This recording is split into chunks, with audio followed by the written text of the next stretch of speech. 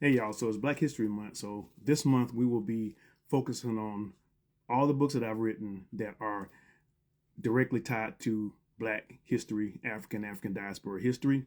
Most of my books contain some element of it, but these books who were specifically focused on incorporating different aspects of our history into the stories. And the first one is, of course, Changa Safari. When I was doing my research, I came across the information about the Swahili culture, and this was totally new to me. I didn't know anything about it, and I just dove into it. And as I was doing my research and stuff, I said I gotta write a story based on this point in history. But I didn't want it to be a historical fiction story. I just wanted to contain elements of history. So that's where the whole idea from Changa Safari came up. Takes place in 15th century East Africa.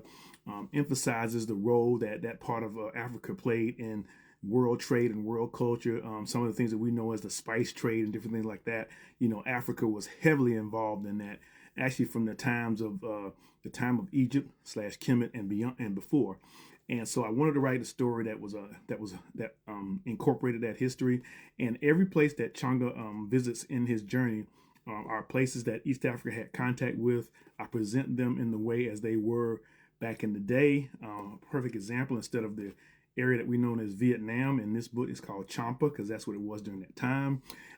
India was split between the Mughal kingdom to the north and Vijayanagar to the south. So I do all that in the book, and it's had a really fun time writing it. It's a 4-book series. You know, you got Changa Safari, you got Changa Safari Volume 2, we got Changa Safari Volume 3, and then we have the final book that wraps everything else up called Son of Nfumu. As you can see, the series is complete, so you can order the books and you can read the entire series from beginning to end. Don't have to wait 2 or 3 years or forever for the next book to come out. The second series that I want to talk about is actually an alternate history series, and it's from my Fredonia series. And Fredonia came from the ideal of me wanting to write an alternate history, and my alternate history was based on what would have happened if the Haitian Revolution had spread to the American South, which it almost did through the Germantown Revolt in Louisiana. We'll talk a little about that later. But what I did is I came up with a alternate history world where the Southern United States was its own free country called Fredonia, and I've written 2 books from that series so far. The first book is From Here to Timbuktu, which is about a Fredonian bounty hunter and an African warrior teaming up to find a book of lost information that they're trying to keep from the Europeans.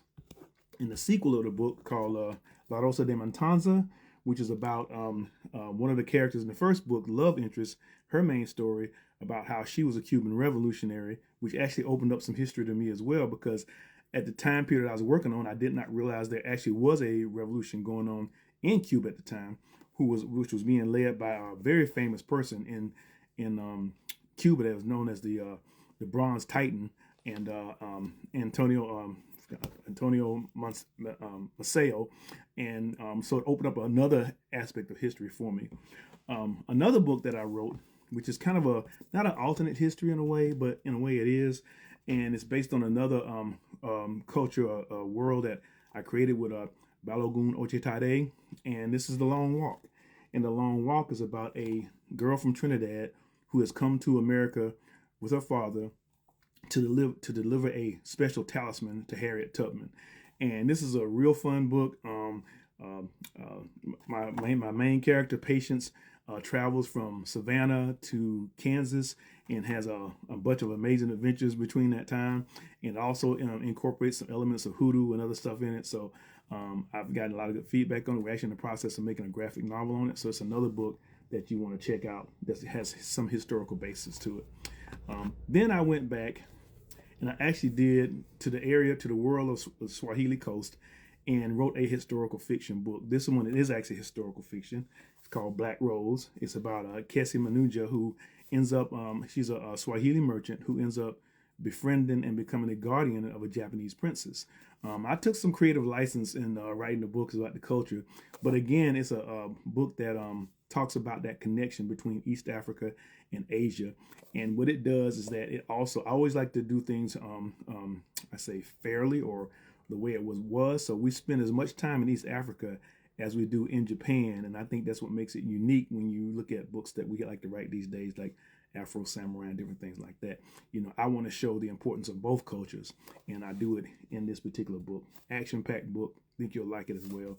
And last but not least, is more of a recent history type book, and it's my story collection, Muscadine Wine.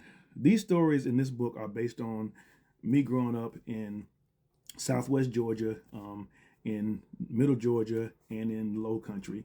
And so I incorporate a lot of that culture and history in these books. Some of them are contemporary. Some of them are based on the past, like Down South and some of the other stories and stuff like that.